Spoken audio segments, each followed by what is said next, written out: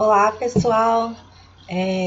Dando continuidade ao nosso ensino remoto emergencial e do Departamento de Pediatria, nós estamos na Pediatria 3 e o nosso tema hoje vai ser falar um pouquinho sobre problemas dermatológicos mais comuns na infância. Vocês vão ver que é um tema um pouco extenso. O objetivo aqui dessa aula é tentar pincelar os conceitos mais importantes das doenças mais comumente vistas no ambulatório de pediatria, ok? Então, vocês vão ver que a gente dividiu essa aula em 3 partes. Essa primeira parte nós vamos falar das dermatites eczematosas e dentro dessas dermatites eczematosas nós vamos falar da atópica, da dermatite de contato e de fraldas e da dermatite seborreica, ok? Depois de falar das dermatites eczematosas, nós vamos falar um pouquinho de reações de hipersensibilidade, como eritema polimorfia urticária, e por fim, vou trazer um pouquinho para vocês sobre proteção solar na infância, que é um tema que na atualidade tem tomado bastante evidência aí, tanto nas sociedades de pediatria quanto nas sociedades de dermatologia. E é importante a gente saber orientar para os nossos pacientes na pediatria, ok? Para dar uma pequena introdução sobre problemas dermatológicos, né, gente? A gente tem que ter uma noção que no ambulatório de pediatria, essas alterações cutâneas, elas são uma queixa muito comum. Em cerca de 30% das consultas pediátricas, né, a gente vai ter alguma queixa relacionada a alguma alteração ou doença cutânea, né? É importante que a gente, quando se depara, né, com uma queixa relacionada à alteração cutânea, a gente não deixa de lado uma anamnese bem feita. Então, a gente precisa detalhar essa história clínica, saber como que começou, há quanto tempo tem que essa lesão existe, se ela está piorando, se ela está melhorando, tratamentos já utilizados anteriormente, medicamentos em uso atualmente. Então, são algumas das perguntas que não podem faltar na nossa anamnese. E aí, além de detalhar essa história clínica, a gente precisa também saber descrever adequadamente a lesão em questão, tá? E essa descrição a gente vai fazer utilizando 3 grandes grupos, tá? Então, a gente precisa descrever a morfologia da lesão, a gente precisa descrever a coloração e a sua distribuição. E aí, desses 3 pontos, a gente já tem um grande passo, junto com uma anamnese bem polida, né? Para que a gente consiga elaborar uma hipótese diagnóstica e um plano de conduta adequados, ok? Dentro da morfologia, é impossível a gente falar de lesões dermatológicas sem descrever um pouquinho das lesões que a gente chama elementares. As lesões elementares, gente, são grupos que descrevem lesões mais comuns nas alterações cutâneas, ok? Então, são 5 grupos e dentro desses grupos a gente vai ter a descrição de morfologia dessas lesões cutâneas, que a gente chama de lesões elementares. É importante a gente ter em mente que as lesões elementares, muitas vezes elas se sobrepõem, ok? Então, eu posso, por exemplo, ter uma formação líquida, por exemplo, uma vesícula com uma alteração de espessura, corostose, né? Associada a uma região de mácula hiperemiada, né? Então, a gente tem sobreposições dessas lesões elementares em quase todos os casos.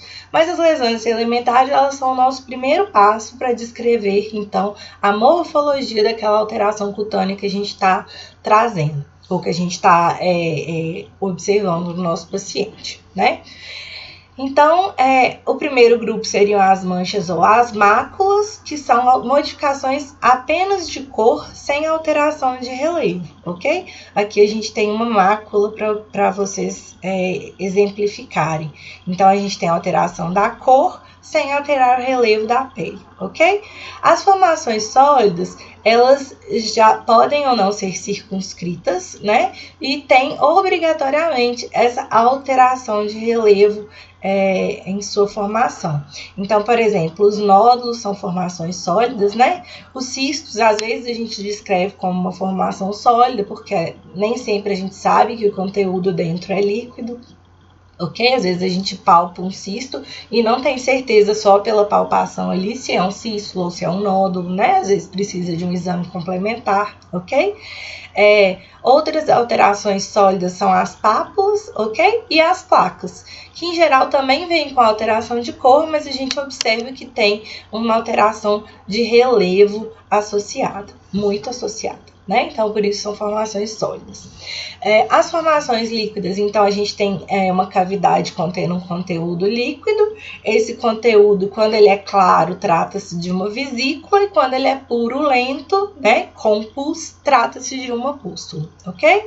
Alterações de espessura vão perfazer esqueratose, liquenificações, atrofias, as cicatrizes, ok? E as perdas teciduais, que são fissuras, erosões, em casos mais graves, úlceras, tá? Aqui tem uma fissura de pele para a gente observar um exemplo de uma perda tecidual. Tranquilo? As dermatites eczematosas, que é aquele primeiro grande grupo que a gente vai trazer hoje para falar com vocês, são síndromes inflamatórias da pele, ok? Então, essas síndromes inflamatórias, que a gente pode chamar de eczema, elas podem aparecer tanto na forma aguda, quanto na subaguda e quanto na forma crônica, tá? Elas são caracterizadas, olha aí, por um inúmero tipo, né? Por vários tipos de alterações de lesões elementares. Então, a gente tem alteração de cor, eritema, a gente pode ter alteração de relevo, que é o edema, alterações líquidas, como vesículas, exudatos, né? Alterações de espessura, como as croças, as escamas e a liquenificação. E é aquilo que eu já falei para vocês. Essas alterações, elas podem se suceder, ou seja, começa com uma e vai evoluindo para a outra, ou elas podem ser associadas também, ok?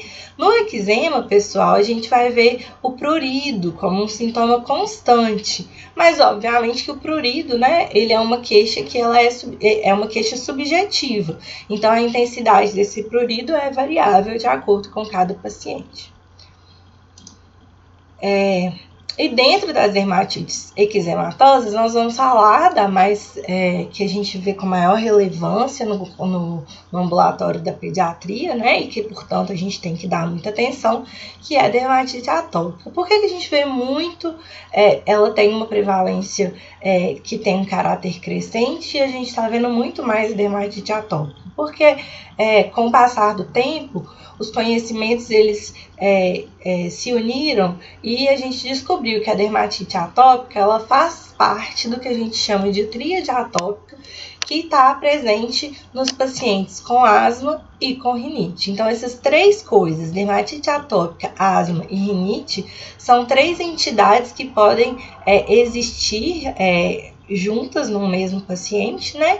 E por isso, cada vez que passa, às vezes num paciente asmático, que a gente conduz no ambulatório de pediatria, a gente começa a ver que vai ter uma queixa no futuro ou uma queixa passada de uma dermatite atópica, mesmo que leve, ok? Mesma coisa no paciente com rinite. Essa tríade atópica é uma tríade de reações de hipersensibilidade, né? A dermatite atópica ela tem essa evolução cíclica. E de cíclica a gente quer dizer que tem períodos de atividade e calmaria, igual uma ondinha, né? Então a gente tem períodos aqui que ela tá muito exacerbada e períodos aqui que ela tá sem manifestação importante, ok? E a dermatite atópica, não só ela, mas como os três elementos da tríade atópica, eles têm um caráter muito importante familiar associado à asma e à rinite alérgica também, né? E aí vou trazer para vocês um conceito importante, porque a gente está falando da dermatite atópica dentro das dermatites eczematosas, a gente precisa lembrar, né, que o eczema atópico é uma manifestação mais comum da dermatite atópica, mas a dermatite atópica não se apresenta exclusivamente por lesões eczematosas, ok? Então, às vezes a gente vai ver essa doença, mas a gente vai ver que ela possui lesões elementares diferentes que não o eczema em si. Tranquilo? Aqui eu achei importante a gente trazer um pouquinho dos mecanismos etiopatológicos dessa doença, ok? E aí ele tem três grandes pilares, né? Os mecanismos genéticos, os mecanismos imunológicos e os não imunológicos. Esses três vão atuar, né? No paciente que tem história familiar, a gente vai ver que vai estar presente na maioria dos casos, né? E a gente vai ver que esse paciente também pode apresentar os títulos de IgE elevados, tá? Então, como é que funciona o mecanismo normal de contato com alérgenos numa pele de uma pessoa que não possui dermatite atópica? Esse mecanismo normal, ele acontece porque a gente tem uma camada córnea adequada. E a camada córnea da pele, gente, vai fazer uma barreira natural à penetração de alérgenos ao organismo, ok? Então, a gente tem essa camada córnea, os alérgenos vão vir o tempo todo, né? Vão tentar sensibilizar a nossa pele, mas as nossas células imunes vão ser pouco ativadas após o contato, justamente por causa dessa barreira córnea natural e saudável que a gente tem aqui na pele com o mecanismo normal. Ok? Já o mecanismo atópico, essa camada córnea da pele, ela está comprometida pela base da doença, ok? A gente vai ter uma perda de água mais importante transepidérmica, vocês vão ver que isso está muito relacionado a um achado que é a nossa pele ressecada, xerótica, tá? Nos pacientes atópicos. Então, é isso que eu tô falando, né? A gente vai ver um ressecamento e um prurido da pele mais importante. E, além disso, esse comprometimento da camada córnea vai gerar uma maior penetração de alérgenos e outros micro-organismos transepidérmico, né? Então, essa penetração transepidérmica vai gerar um processo inflamatório e nos atópicos esse processo inflamatório é exacerbado, tá? Por uma ativação imunológica de intensidade em geral maior, né? Que é comum, e, portanto, um processo hiperreativo de inflamação inflamatória, que ao longo do mecanismo da doença, que tem aquela atividade cíclica de períodos de exacerbação e calmaria, tem uma intensidade variada aí esse processo inflamatório, ok? A dermatite atópica, ela tem uma manifestação clínica extremamente variável, tá? E a gente vai observar principalmente 3 fases distintas. E que aí vão variar, claro que na pediatria tudo varia conforme a idade do paciente, né? No lactente, na infância e na puberdade, que são os nossos focos aqui da aula, né? A gente vai ver mais comumente as lesões agudas e mais para a puberdade, para a infância mais tardia. E a gente pode ver também lesões crônicas ou subagudas, a depender da gravidade do processo. Às vezes o paciente tem uma dermatite atópica tão grave há tanto tempo, desde bebê pequeno, né?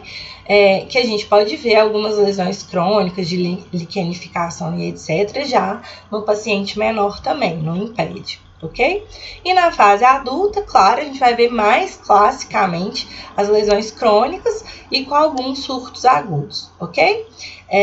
Dessas manifestações clínicas, o paciente apresenta um prurido que pode ser bem marcante, ok? A pele mais ressecada, uma pele mais sensível, uma pele que a gente fala de cracolada, né? Algumas máculas vermelhas, por exemplo, né? E aquelas alterações eczematosas mesmo, que a gente viu como uma síndrome de inflamação aguda, ok?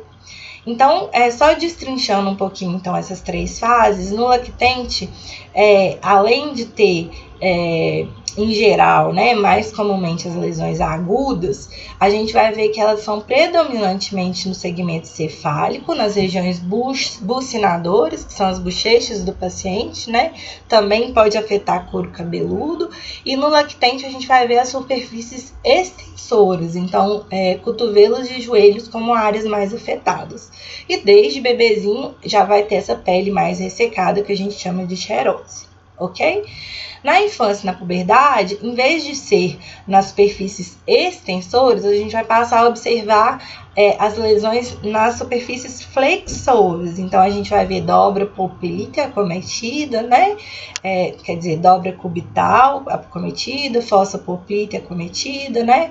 Os pulsos podem estar acometidos, as dobrinhas do pescoço também são muito observadas as lesões.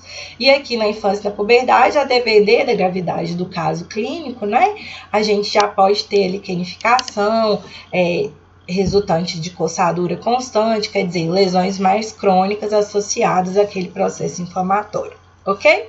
Já nos adultos, a gente vê principalmente pescoço, face, né, uma palidez na porção central e faz um diagnóstico diferencial como a dermatite seborreica, justamente por esse caráter mais crônico das lesões da dermatite atópica.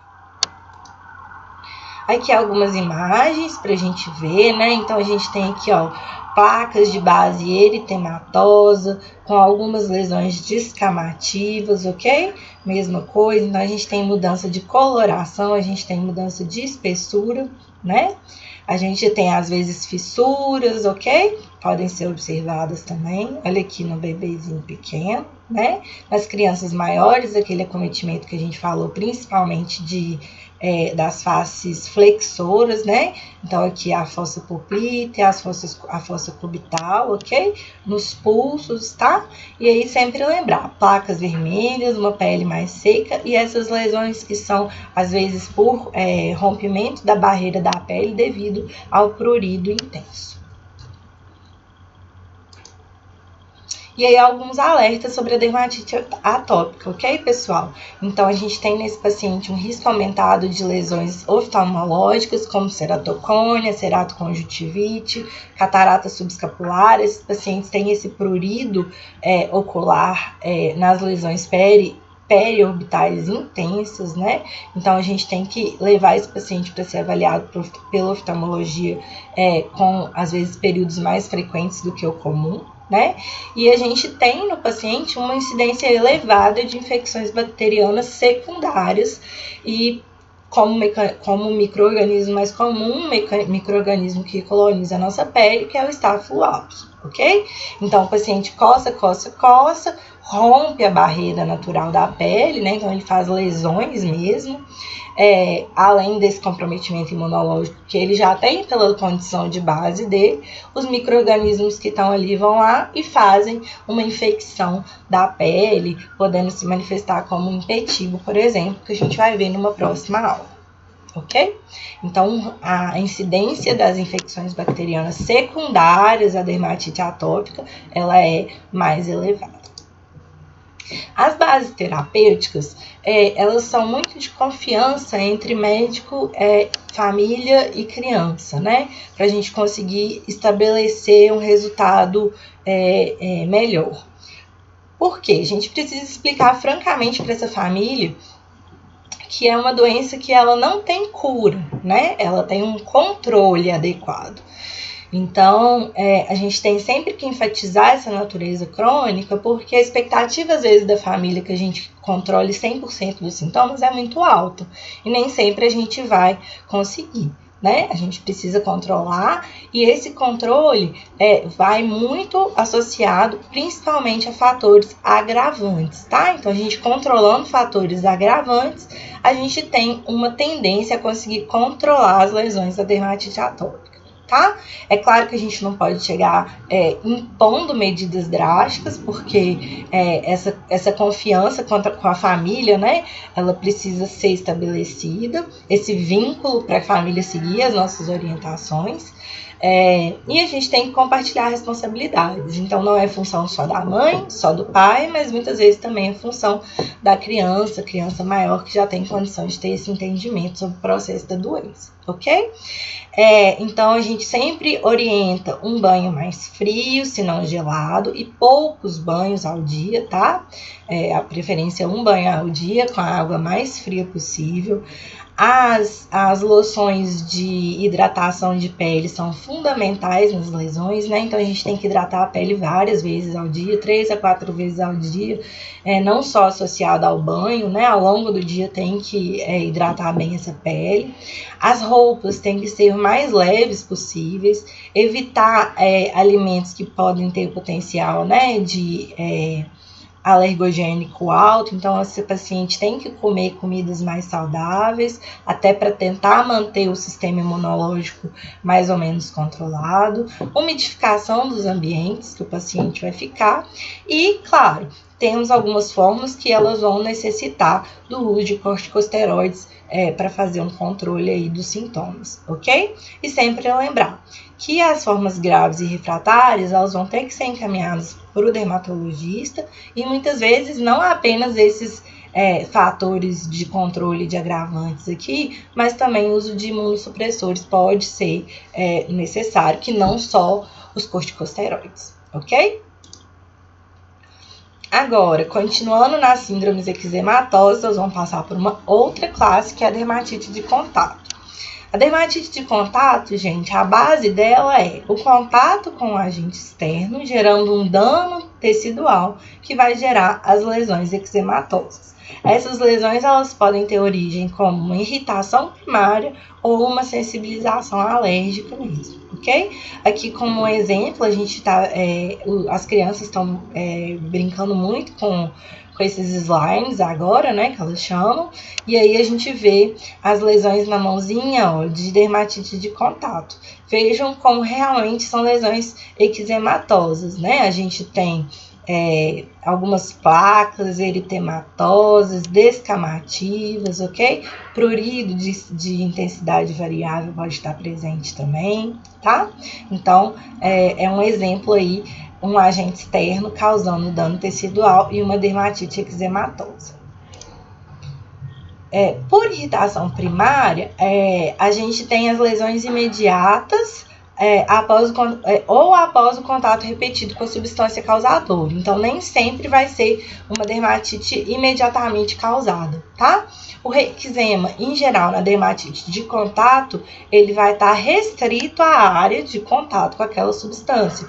A gente vê muito criança, às vezes, que tem dermatite de contato por borracha, quando usa os chinelinhos, fica lá bem no lugar onde o pezinho fica em contato com a borracha do chinelo, a gente vê as lesões eczematosas só naquela região, elas não se espalham daquela região, então faz o formatinho do chinelinho no pé mesmo, tá? O uso de creme de barreira é uma coisa que ajuda muito a controle da dermatite de contato, tá? E nas crianças, um tipo de dermatite de contato que a gente vai ver muito é a dermatite de fraldas, e a gente precisa estar atenta com ela, tá? A dermatite de fralda, gente, vai ser esse processo inflamatório que vai ficar restrito à região das fraldas. Então, você vai ver isso aqui com muita frequência no ambulatório de pediatria, tá? Embora a etiologia multifatorial é uma dermatite de contato com fraldas, mas que tem fatores agravantes, como as trocas infrequentes, pacientes com diarreia, uso de antibiótico, que pode ali alterar aquela microbiota natural daquela região e, portanto, gerar uma irritação primária, que a gente chama de dermatite de contato. Tá? Aqui a gente tem que ficar muito atento nas crianças se a gente não vai ter também uma infecção secundária, principalmente por cândida. Então, se a gente vê umas micropápulas agrupadas em ilhas na região do períneo ali, a gente tem que suspeitar de cândida e muitas vezes a gente vai precisar de usar um antifúngico para tratar. Nesse caso, olhar também se existem lesões de cavidade oral, porque é um micro-organismo que pode colonizar o trato gastrointestinal, principalmente de lactentes, né? Desde a boca até o ânus. Então, a gente pode ver essas lesões na região de fraldas, mas a gente também pode ver placas brancacentas na região oral. E aí, a gente vai tratar não apenas tópico na fralda, mas também oral, tá? A gente usa com mais frequência porque tem no centro de saúde a anistatina, miconazol também é uma opção para tratamento, entre outros azólicos ali, ok? Outros tipos de dermatite de contato são as que são causadas por uma sensibilização alérgica. E a sensibilização alérgica, às vezes, o paciente tem contato várias vezes com aquele alérgeno, né, para se manifestar. Então, por isso que a gente vai aumentar gradativamente essa manifestação com a idade. E as crianças pequenas, a gente vai ver menos comumente a dermatite por sensibilização alérgica por causa de uma imaturidade daquele sistema imunológico, ok? São muito comuns na infância e na adolescência, apresentando lesões às vezes distantes do contato, tá? Mas o mais comum é a gente ver onde está tendo contato. E aí aqui, por exemplo, maquiagens, bijuterias, relógios que contêm níquel vão gerar essas dermatites de contato, às vezes oculares, ok? Borracha, balão, luva, elástico, tratamento curativo vai ser com a retirada do alérgeno e às vezes a gente usa também o sintomático com corticoide tópico, tá? Então aqui você vê bem na região que o botão da calça fica em contato, gerando aquela lesão de dermatite de contato. Ainda dentro das síndromes eczematosas, a gente vai falar de uma outra, que é a dermatite seborreica, ok? A dermatite seborreica é um eritema e descamação nas áreas onde há maior concentração de glândulas sebáceas. Vai formar uma lesão que a gente chama de crosta láctea. É a caspa, né, gente? Mas nesse caso aqui, por exemplo, a forma infantil, inicia-se em torno de 3 meses de vida e ela é autolimitada, mas a mãe pode procurar o pediatra bem preocupada com essas lesões descamativas no couro cabeludo, tá? Ele vai ter um novo pico de reincidência na adolescência, sobretudo por causa de mecanismo androgênico, tá? Então, no lactente a gente tem andrógenos transplacentários e às vezes até pelo leite materno, né? Então, vai gerar dermatite seborreica e aquele novo pico androgênico lá na adolescência vai gerar também a dermatite seborreica. Ela tende a ser autolimitada, mas às vezes alguns shampoos também podem ajudar, sobretudo na adolescência, para fazer um controle da dermatite seborreica aí. Passamos as lesões eritematosas, vamos falar rapidamente, já encerrando, das reações de hipersensibilidade, e aí eu vou falar de duas mais importantes. A primeira é o eritema polimorfo, tá? É uma hipersensibilidade aguda e autolimitada, geralmente de apresentação súbita, tá?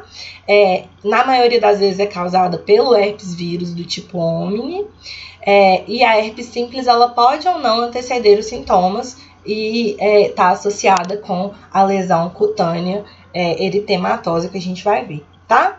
Outras causas, a gente às vezes vai ter que pensar num diagnóstico diferencial. Então, a histoplasmose, mononucleose, né? Streptococcías, que são infecções mais graves, e sempre diferenciada as síndromes graves mesmo, que são Stevie Johnson, necrose epidérmica tóxica ou a urticária gigante, tá?